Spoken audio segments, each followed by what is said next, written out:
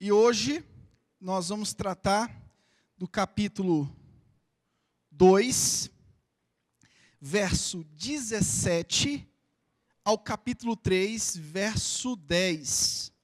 Todos acharam? Menos o pastor. Eu estava lá no outro lugar.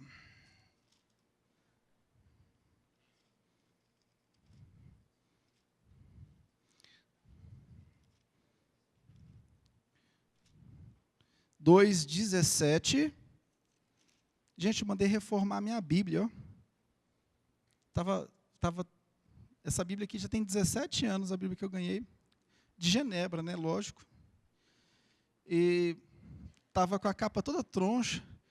E eu sou chato, eu não gosto nem de orelha de burro nos meus livros, minha Bíblia, não. Eu sou chato pra caramba. Mandei reformar. Tiver livro, Bíblia, manda reformar. Uma vez eu vi uma Bíblia toda retorcida do sol dentro de um carro, me deu um mal-estar. Foi a sua? Não, foi? Deu um mal-estar, uma sensação ruim. Muito bem, acharam? E sentadinhos mesmo, bonitinhos, como vocês estão. Eu voltei a fazer os slides, né? Alguns anos atrás, eu fazia os slides. Não é mais slide, é PowerPoint. Está aí. Progresso espiritual. Exposição bíblica de 1 Tessalonicenses 2,17. Diz assim: não quero ninguém se movimentando. Preste atenção no que Deus tem para falar para você. Ora, nós, irmãos, orfanados por breve tempo de vossa presença, ou seja, Paulo está falando que os irmãos em Tessalônica estavam sem a presença física do pastor deles, que era Paulo. Não, porém, do coração. Paulo está falando, olha, estava distante do pastorado, mas meu coração estava ligadinho com vocês. Com tanto mais empenho, diligenciamos com grande desejo e ver-vos pessoalmente.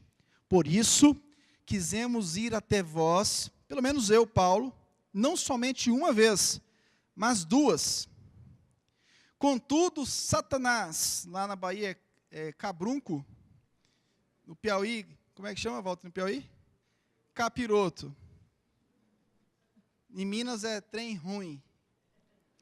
Esse demônio dos infernos, Satanás, barrou Paulo no caminho.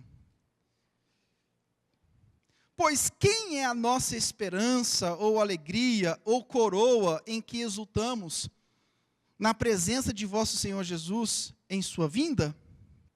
Coisa linda, né? Não sois vós?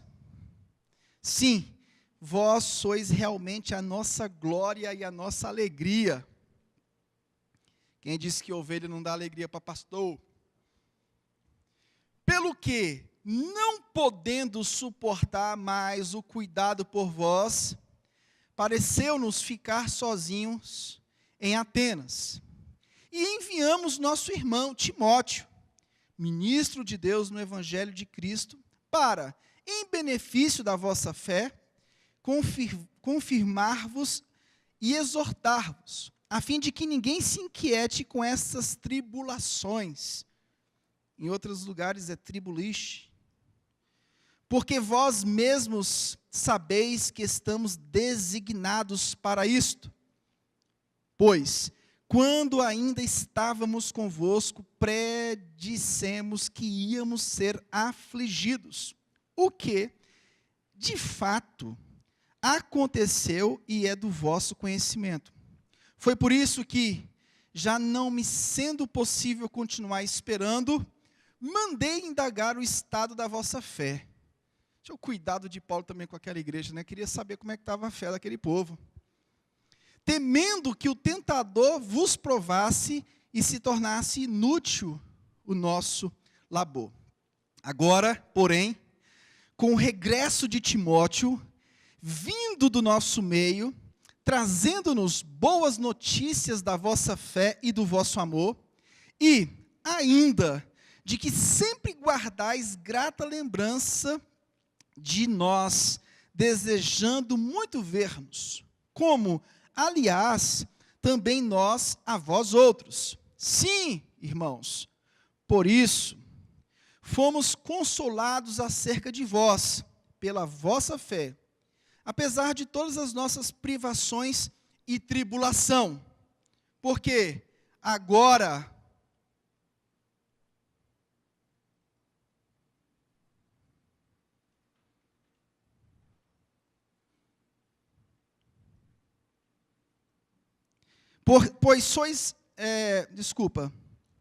porque agora vivemos, se é que estáis firmados no Senhor. Pois que ações de graça podemos tributar a Deus no tocante a vós outros, por toda a alegria com que nos regozijamos por vossa causa diante do nosso Deus, orando noite e dia, com máximo empenho, para vos ver pessoalmente e reparar as deficiências da vossa fé? Que o Senhor fale ao seu coração no nome de Jesus. Aqui nós temos um texto onde Paulo se ausenta de Tessalônica. E na cidade de Tessalônica, nessa igreja especificamente, na igreja de Tessalônica, começou a ter um burburinho. Sabe, fofoca? Rapaz, o pastor não gosta mais da gente. Só visitava a gente quando estava no início da igreja. Eu imagino que deve ter sido tipo essas coisas assim, sabe?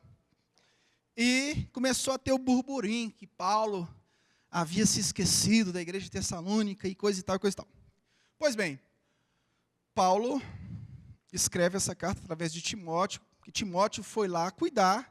Paulo falou assim, olha, eu estou impedido de ir lá até eles, eu até quero muito.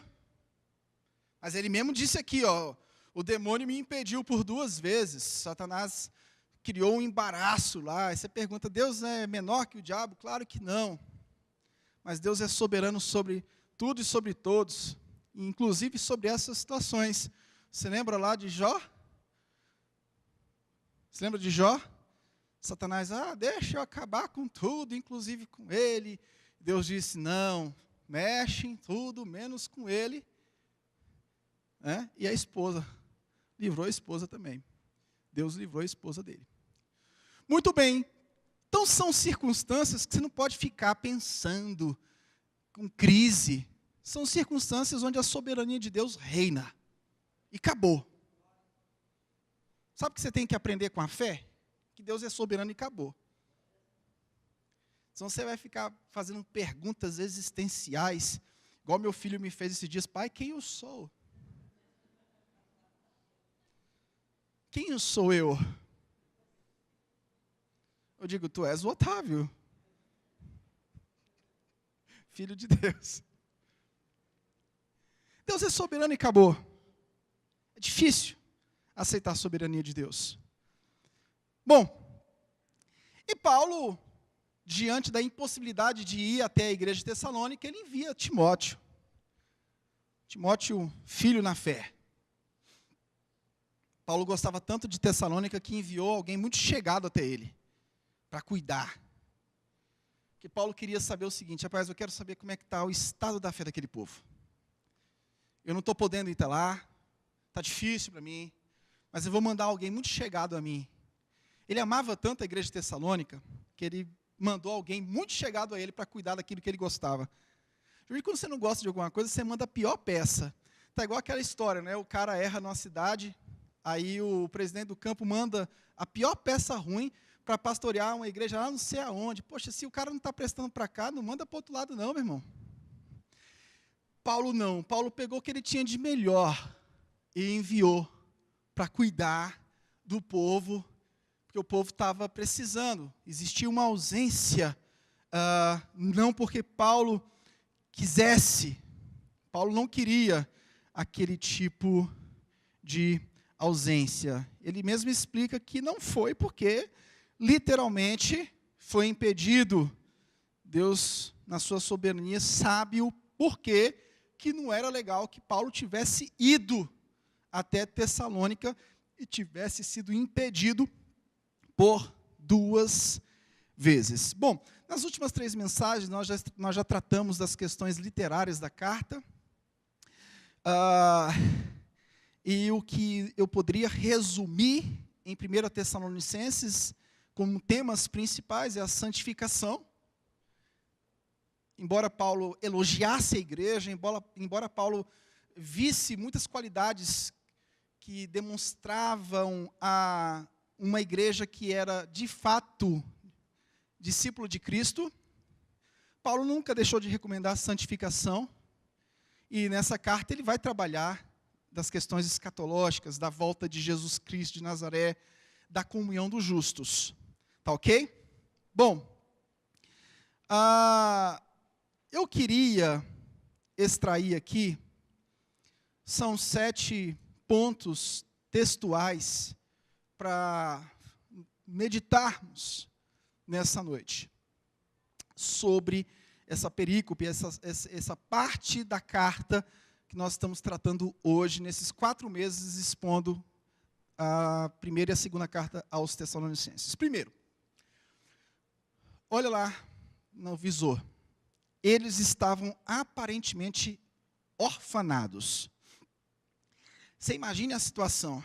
Cadê o homem que abriu a igreja e sumiu? Nunca mais. E o que aconteceu com o homem? Não ama mais a gente. Paulo não ama mais. Essa situação, ela eu já vivi isso várias vezes, né? Já vivi isso. As pessoas, quando chegam, a gente dá um apoio maior, mas outras pessoas vão chegando, a gente também tem que apoiar, tem que integrar, e coisa e tal. Então, essa sensação de orfandade, ela é natural que haja, porque o povo de Tessalônica viveu isso. Ainda tem desigrejados que dizem, não, preciso de pastor. Não, você não precisa idolatrar o pastor, você não precisa tratar com bajulação, nada disso. Trate com respeito, carinho. Mas você precisa, assim como eu preciso da relação da igreja, todos precisam da relação do pastorado. Precisam.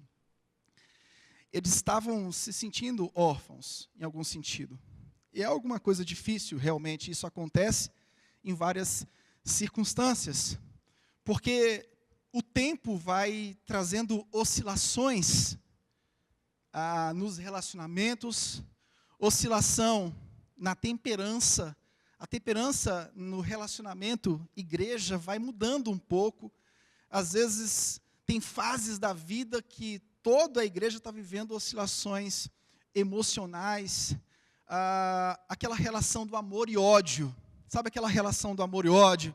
Tem dia que você quer abraçar o teu irmão na fé. Tem dia que você quer fazer de tudo por ele, mas tem dia que você não quer nem olhar na cara dele.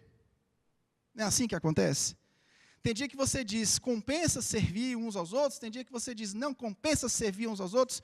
A igreja é um lugar de muitas decepções. Ajudei fulano, ajudei Beltrano, fez isso por todo mundo e não fui recompensado. Então, a vida cristã passa por essas oscilações relacionais. Isso é comum. Agora, o comum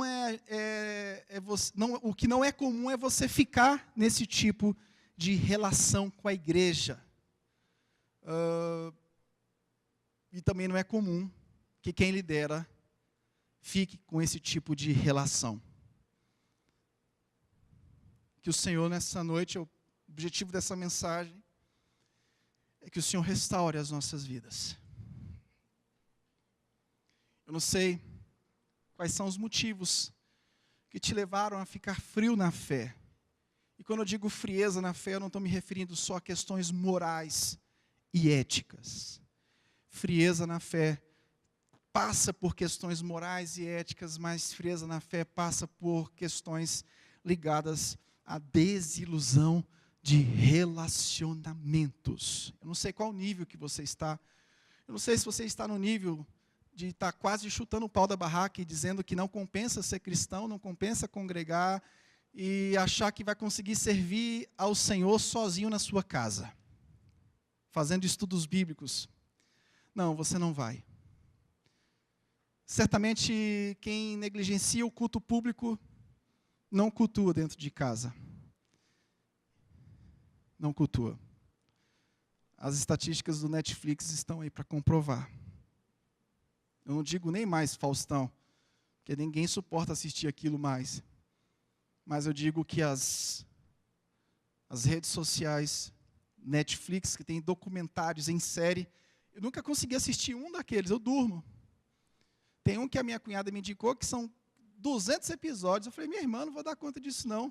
Na metade do 1/8 do primeiro episódio, eu já desisti. Mas tem gente que assiste 300 episódios de séries no Netflix e consegue contar a série todinha, mas não consegue explicar João 3,16.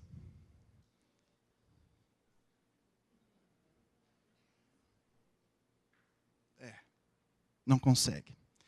Aparentemente eles estavam órfãos. Versículo 17. Ora, nós, irmãos, orfanados por breve tempo, de vossa presença, não porém do coração. Eles estavam sofrendo por uma separação, é normal.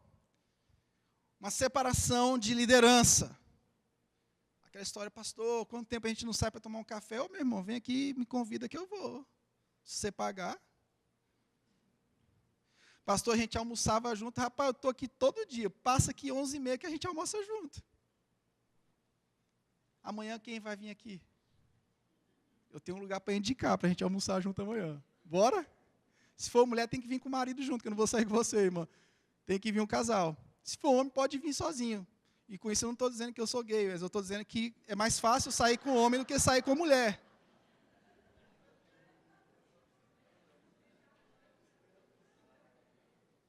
É porque quando você vê 2 homens juntos, você pensa assim, biba. Não é assim? Eu tenho um irmão que é maior que eu, o Rubinho. Ele é muito carinhoso. Aí a gente vai sair para almoçar, ele me abraça, me beija. Eu falei, cara, vão bater na gente aqui achando que a gente é viado. Não faça isso. A ausência de Paulo levantou questões sobre a sinceridade do amor de Paulo por Tessalônica. Será que esse cara, ele abriu essa igreja, realmente esse cara é missionário mesmo? Esse cara está com o coração na obra mesmo? Ou ele veio aqui, fez alguma coisa e saiu e coisa e tal? É normal esse tipo de sentimento, ainda mais com a quantidade de charlatões que nós temos hoje, que são aventureiros, de fato tem muitos aventureiros. Mas o sentimento deles era um sentimento perturbador. No capítulo 2, versículo 7, diz a palavra de Deus: embora pudéssemos, como enviados de Cristo, exigir de vós a nossa manutenção, todavia nos tornamos carinhosos entre vós, qual ama que acaricia os próprios filhos. Olha que coisa linda. Versículo 11. E sabeis ainda de que maneira, como o pai a seus filhos, a cada um de vós. Então a relação de Paulo era uma relação de pai e filho. O amor de Paulo por Tessalônica era algo muito forte. Segundo lugar, a alegria e galardão de um pastor. Eu digo pastor de fato e de verdade. Não pessoas que estão só preocupadas com a lã e com a gordura. Sabe aquela história daquele cara que está lá na mídia e nunca sentiu o cheiro de ovelha e está lá com as multidões, e de repente a tua ovelha a ovelha de Cristo que você cuidou, fez de tudo, daqui a pouco essa ovelha vai para lá e diz, eu estou congregando na igreja de fulano de tal, a igreja que tem 200.000 pessoas. Eu falei assim, que legal, Deus abençoe.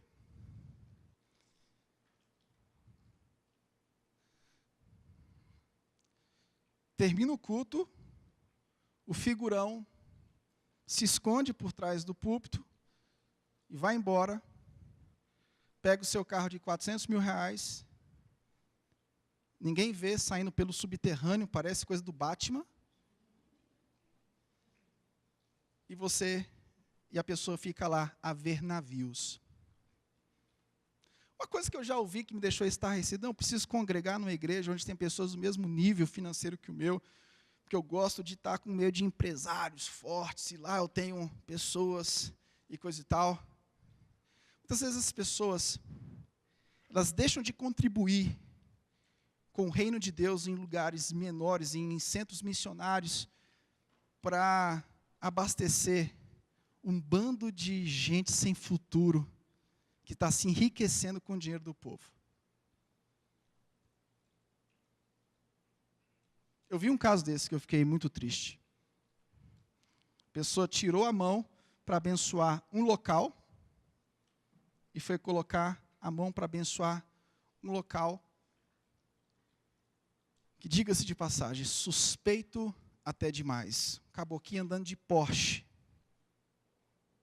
O Porsche custa R$500 mil. Por que eu estou dizendo isso? Para você abrir o seu olho. Abre o teu olho e sirva onde você conhece. Não estou dizendo que a Ibadel é a melhor igreja do mundo, que nós não somos seita. Mas tome cuidado. Você que gosta de movimento, você que gosta do auê, vigia. Você pode estar sendo manipulado através da sua fé.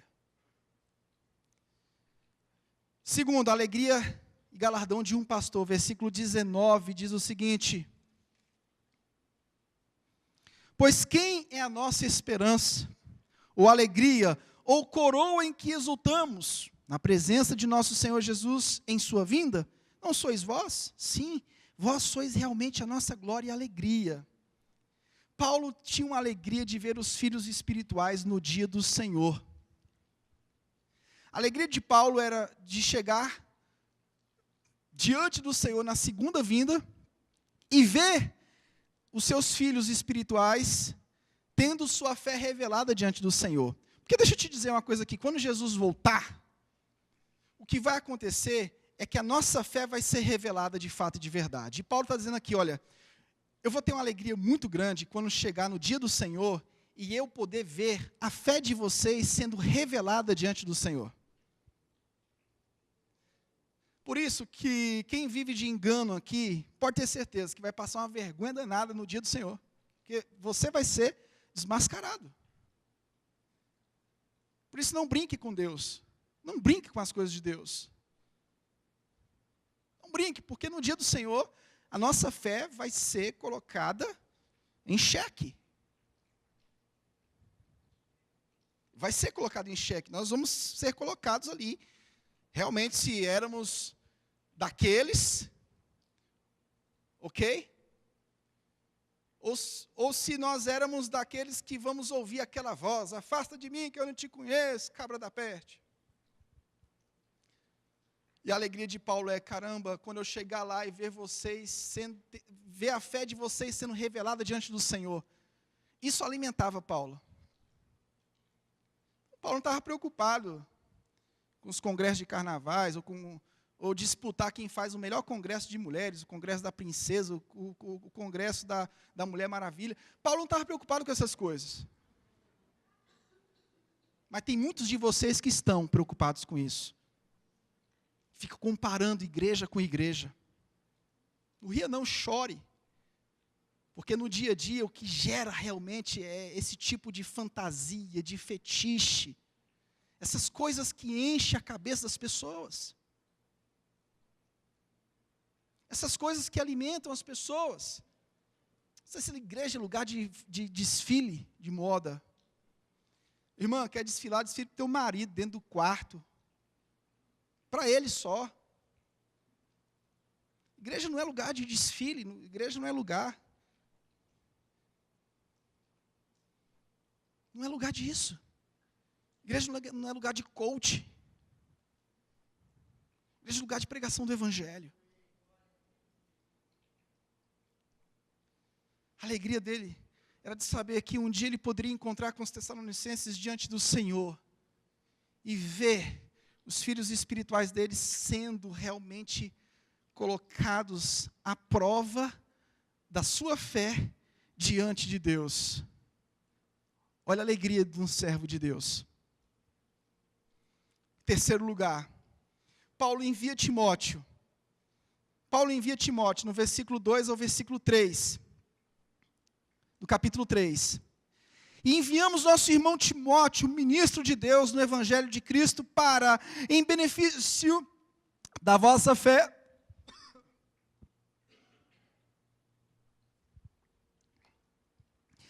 confirmar-vos e exortar-vos. Paulo tinha um auxílio muito forte de Timóteo. Paulo tinha que cuidar daquele povo que estava órfão temporariamente. Ele envia Timóteo. Timóteo lá, edificar a fé deles e exortar. Sempre que Paulo usa a palavra exortação, que tem muito a ver com o cuidado pastoral. O auxílio pastoral é algo muito lindo. Como a gente falou na primeira mensagem, quem são as pessoas que estão dispostas a fazer esse tipo de trabalho? Quem são essas pessoas que estão dispostas a se tornar um Timóteo na vida? Eu vi uma frase que eu postei no grupo, depois eu tirei, que agora tem um recurso que em 7 minutos você pode tirar, né? É a misericórdia, é o tempo de misericórdia. Você coloca lá, se 7 minutos você tira. Se passou de 7 minutos, você perdeu a misericórdia. Você fala, ai meu Deus, por que eu fui fazer isso? Aí você liga para o cara, tira aí, tenta tirar. Não, eu tirei aqui. Não, mas continua mostrando para mim, é um desespero. Eu postei lá a seguinte frase. O cara é rebelde, não obedece pastor, não obedece Deus, não obedece pai, não obedece mãe, não obedece ninguém na vida. De repente você vê o cara abrindo uma igreja. E uma multidão acompanhando esse indivíduo. O cara não obedeceu quem ele via fisicamente, quem ele não via espiritualmente. Dificuldade de discipular, de ser discipulado, de ser exortado, mas o cara quer ser cacique. Como é que pode isso? Eu falo isso com vocês com autoridade. Quando a gente abriu essa igreja aqui não tinha nem um glamour. Tinha 22 anos de idade. Esse ano eu vou fazer 39. Eita, moral, ó. 39. Eu peço vida a Deus para chegar nos 40, porque 40, irmãos, eu quero uma festa de arromba. Brincadeira. Eu quero uma festa apostólica. Descer de helicóptero. Brincadeira. Você que está me vendo na rede social é brincadeira também. A festa apostólica. Descer de helicóptero. Oh, o nosso apóstolo chegou, vai lá receber 40 anos. Tudo brincadeira.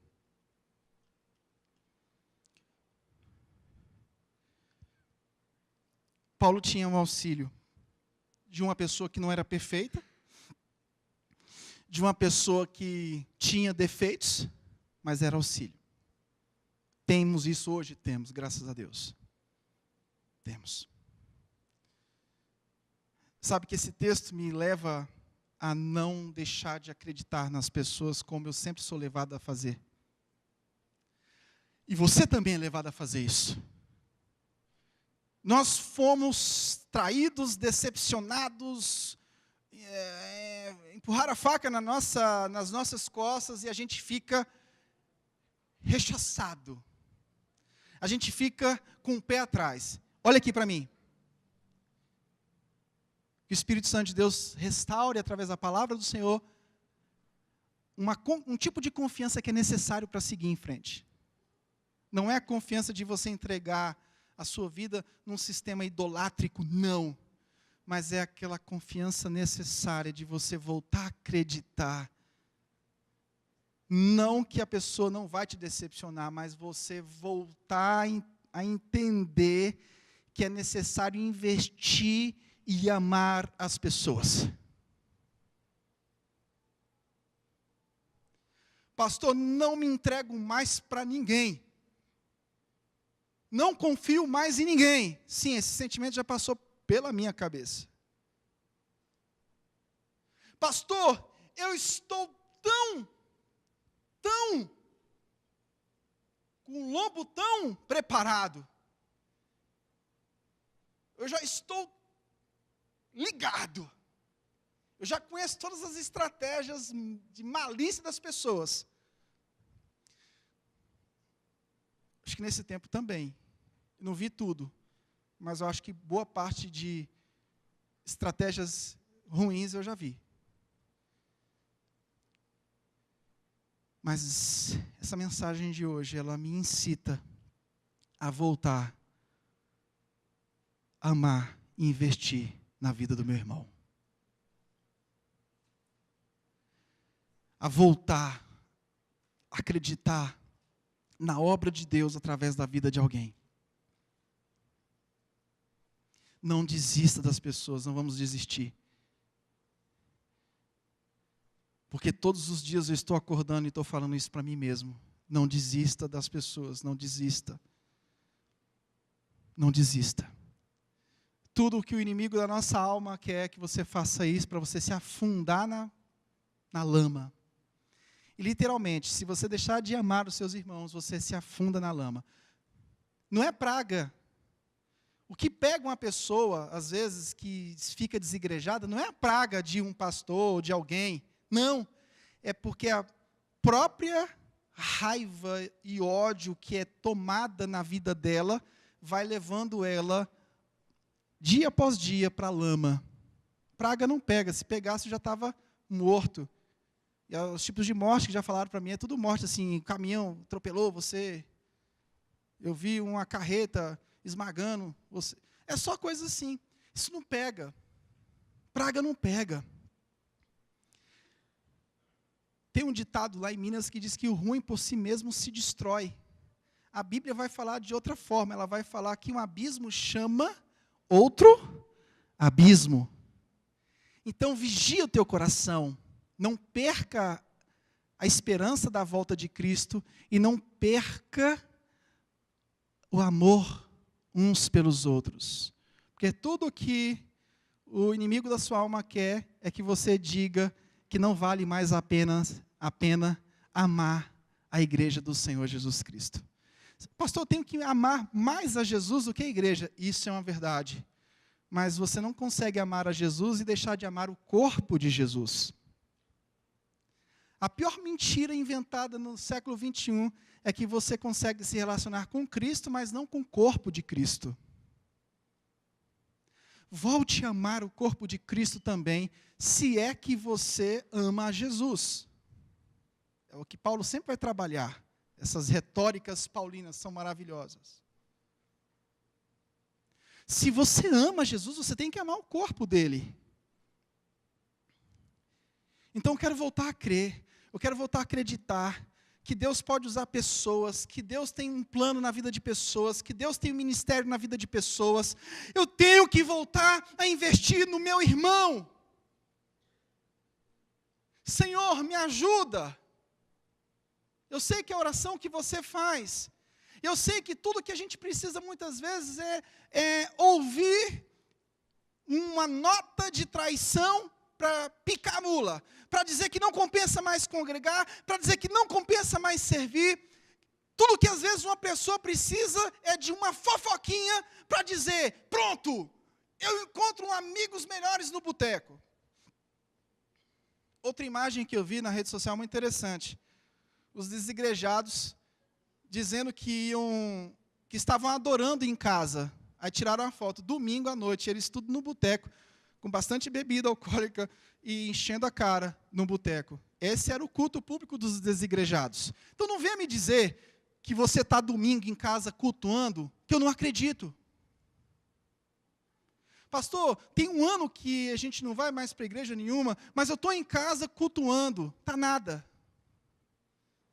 Está nada. Você não está. Não sobra tempo. Vamos voltar a acreditar uns nos outros. Vamos voltar a investir. Mas eu fui traído, pastor. Eu também. Já me esfaquearam. Também comigo aconteceu isso. Já falaram mal de mim? Comigo também aconteceu isso. Vamos chorar as pitangas juntos? Mas para ser curado, e voltar a acreditar na obra de Jesus Cristo, porque se você desacredita do corpo, você desacredita da obra dele. Ah, Senhor, eu quero ser renovado nessa noite, mas eu quero ser renovado não é com a unção do cai-cai, não, eu quero ser renovado com a unção do amor. Meu Deus, me ajuda, não deixa eu desacreditar não, Senhor, me ajuda, eu quero amar, renova a minha vida nessa noite. Eu quero voltar a acreditar, eu quero voltar a investir, eu quero voltar a crer. Eu não quero ajudar ninguém pensando que aquela pessoa um dia pode me trair. Eu não quero mais fazer isso. Senhor, me ajuda. Eu te clamo, Senhor, no nome de Jesus. Eu te clamo, Senhor, no nome de Jesus. Não deixe eu desacreditar de tudo aquilo que o Senhor tem para a minha vida. Não deixe, meu Pai, não deixe, me ajude nessa noite. Quarto lugar. Não há promessa de ausência de tribulação ou aprovação pública. Capítulo 3, do 3 ao 4. A fim de que ninguém se inquiete com estas tribulações, porque vós mesmos sabeis que estamos designados para isto. Pois, quando ainda estávamos convosco, predissemos que íamos ser afligidos. O que de fato aconteceu e é o vosso conhecimento. Gente, Paulo foi atribulado. Ele foi atribulado em toda a sua trajetória. Não há promessa de ausência de tribulação. Paulo foi reprovado publicamente.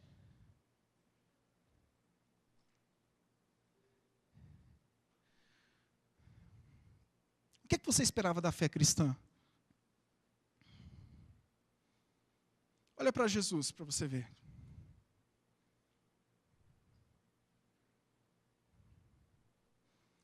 Senhor, eu não vou te negar. Não vou te negar. Eu não vou te negar. Eu não conheço. Nunca vi mais gordo. Nunca vi mais gordo. Nunca vi mais gordo. Jesus volta. Apacenta os meus cordeirinhos. Jesus pegou Pedro de volta. Disse: Pedro, você é um dos meus. Vem para cá. Encosta aqui.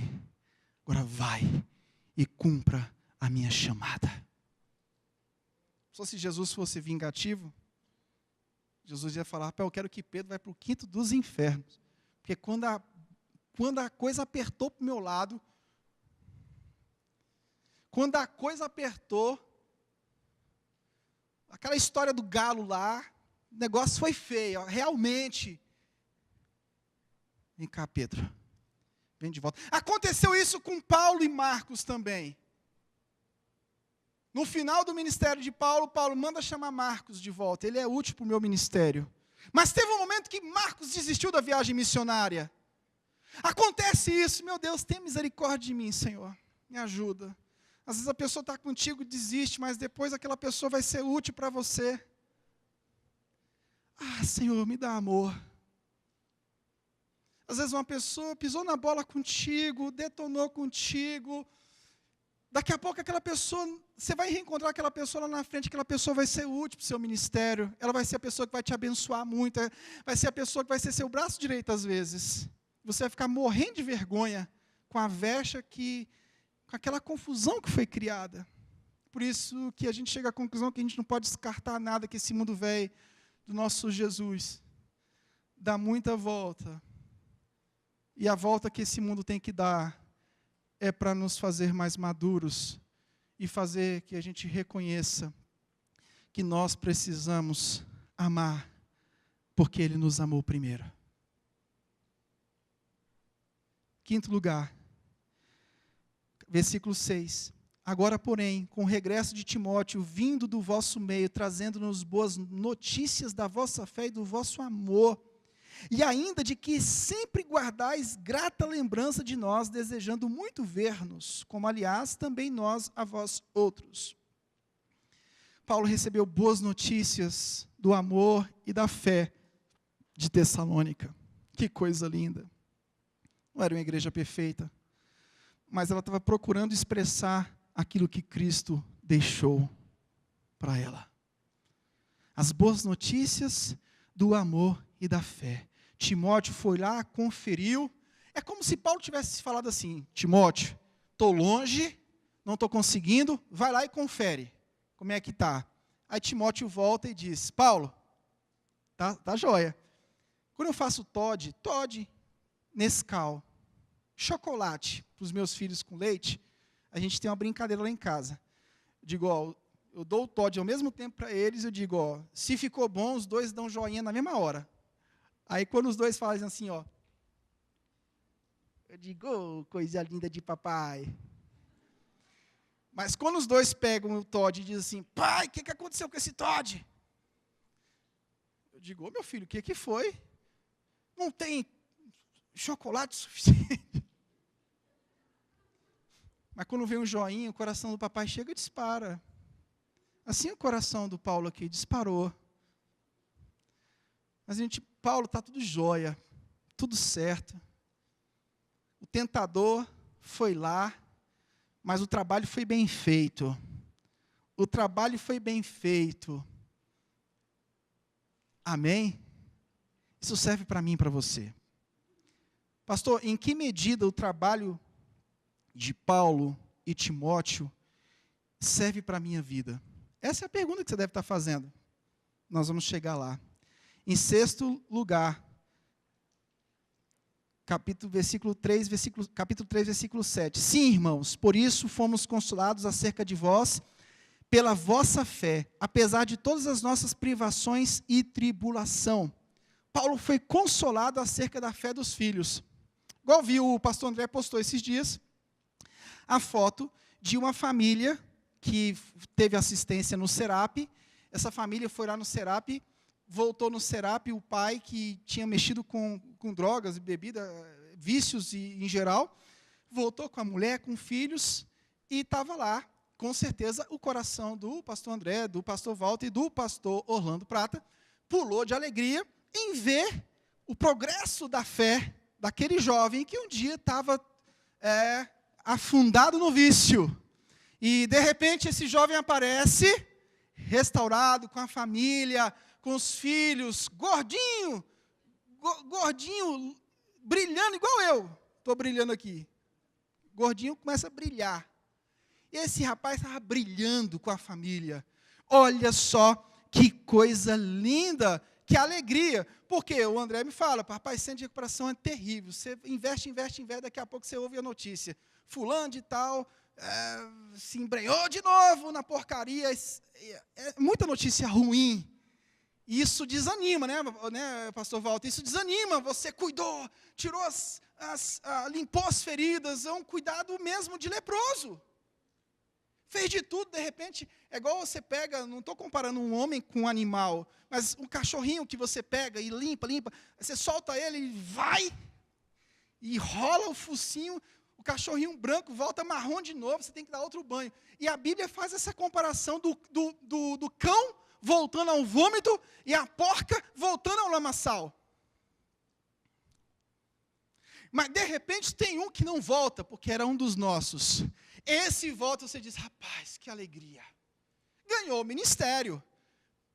Ganhou o dia para o verdadeiro pastor. Você fala, oh meu Deus, que alegria, o cara está bem. O cara está corado, está trabalhando. O cara está pregando o evangelho de Jesus Cristo, está dando testemunho da fé dele. Paulo foi consolado com essa notícia, irmãos. Paulo foi consolado com essa notícia. E tem muitos que estão procurando consolo em quê? Nos bens, nas realizações. Qual tem sido o seu consolo na fé cristã? Primeira pergunta que eu queria te fazer.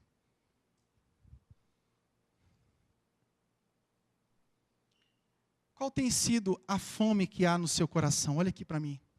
Todo mundo tem um coração faminto. Isso é o Bruce Springsteen, ele diz isso na obra do James Smith. Todo mundo tem um coração faminto. O seu coração está faminto do quê? Porque o coração de Paulo estava expressando o coração de Jesus, estava faminto por vidas. O seu coração está faminto por quê? Por encontrar uma igreja amigável, uma igreja que prega o que você quer ouvir. Por quê? qual o motivo, o que alegra o teu coração? Deixa eu te perguntar, olha aqui para mim. O que alegra o teu coração? Porque a Bíblia está me ensinando aqui agora, não só para Paulo, para Timóteo, mas a Bíblia está ensinando para mim, no século 21, hoje, que o que alegra o coração do crente é ver o progresso na fé do irmão. Todo mundo tem um coração faminto, mas uns têm um coração faminto por uma síndrome de supermercado. Igreja é um supermercado, eu vou lá, consumo um produto, depois eu vou procurar outro mercado para consumir produtos. Talvez essa igreja não seja um mercado tão atrativo para você. Porque aqui não tem produto. Aqui tem a palavra de Deus. Se você quiser, venha. Se não quiser, Deus te abençoe. Não vou fazer força para você ficar. E vou ser bem bruto com você, se você insistir em querer buscar um produto aqui dentro. Estamos combinados assim? O que está alegrando o seu coração? Nosso coração, como dizia o Calvino, é uma fábrica de ídolos. A gente busca o tempo todo se alegrar com tantas coisas, e nada disso nos satisfaz. Por quê?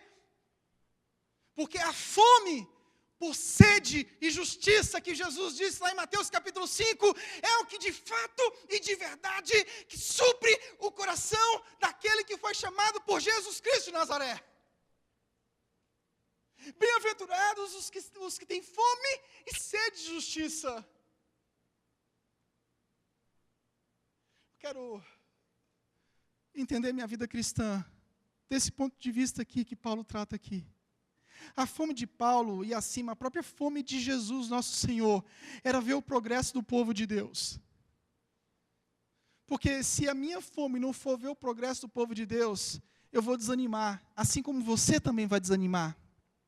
Por que tem muitas pessoas que acham uma coisa chata a questão de igreja?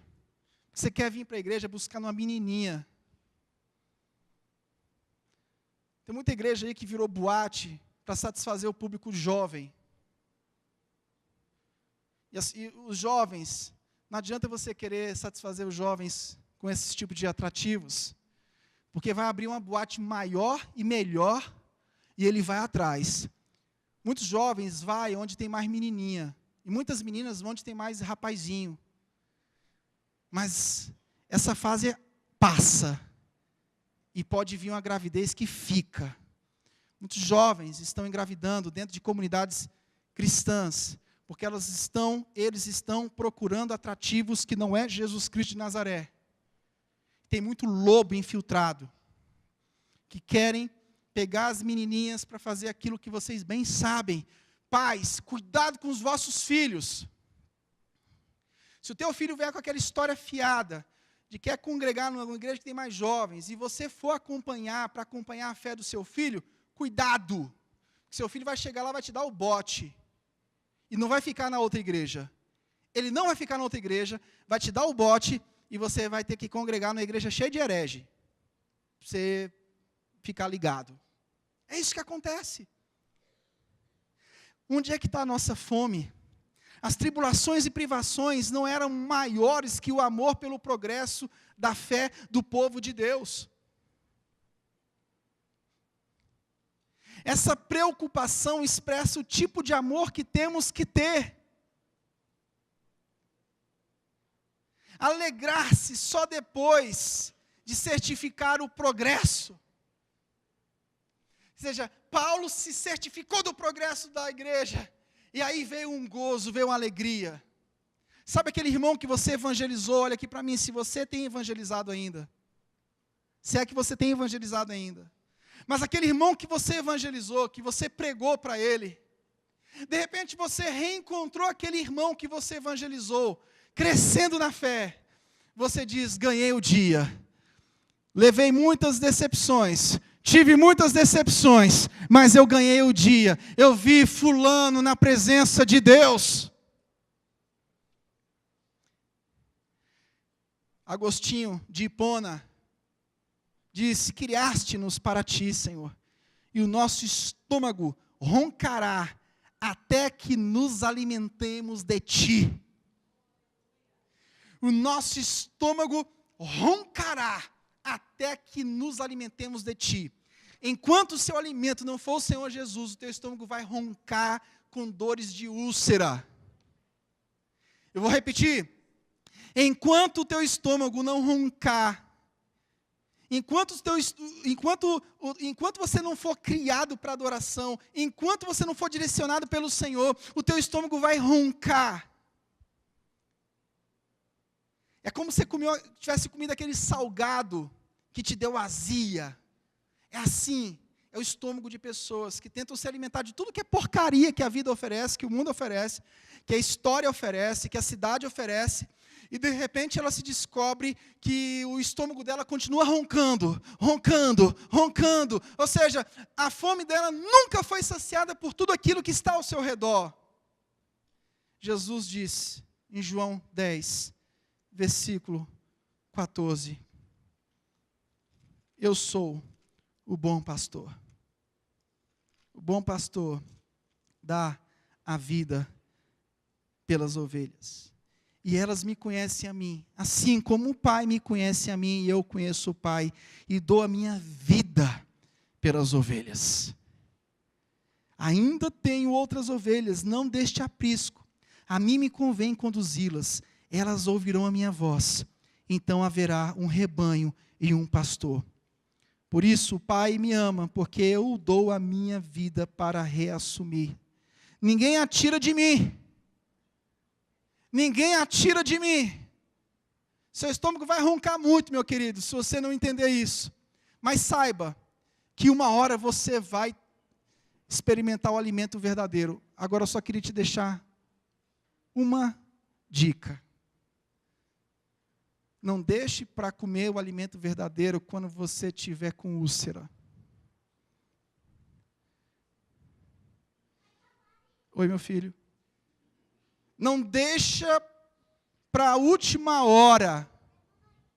Mamãe está lá. Não deixa. É hoje. Enquanto você está com o estômago normalzinho, bonitinho, saudável, é hoje que você vai querer se alimentar e vai buscar se alimentar do alimento verdadeiro. Não deixe a úlcera chegar no seu estômago para você querer se alimentar de Jesus Cristo de Nazaré. É agora. É agora. Ninguém vai tirar você de Jesus. Ninguém. Mas no meio do caminho, você pode evitar muitas úlceras. No meio do caminho, você pode evitar muitas tragédias. E eu quero te chamar nessa noite a refletir sobre isso. Evite as tragédias da sua vida. Obedeça ao Senhor. Volte a amar a igreja, o corpo de Cristo. Pare de se enganar. Pare de enganar a si mesmo, dizendo que ama Jesus, mas detesta a noiva de Jesus. Pare de se enganar dizendo que ama a Deus, mas detesta o corpo de Cristo, detesta o corpo dele. Você está se enganando em dizer que é um servo de Deus, mas detesta conviver com seus irmãos. É um péssimo discípulo, um péssimo exemplo. Você está se enganando.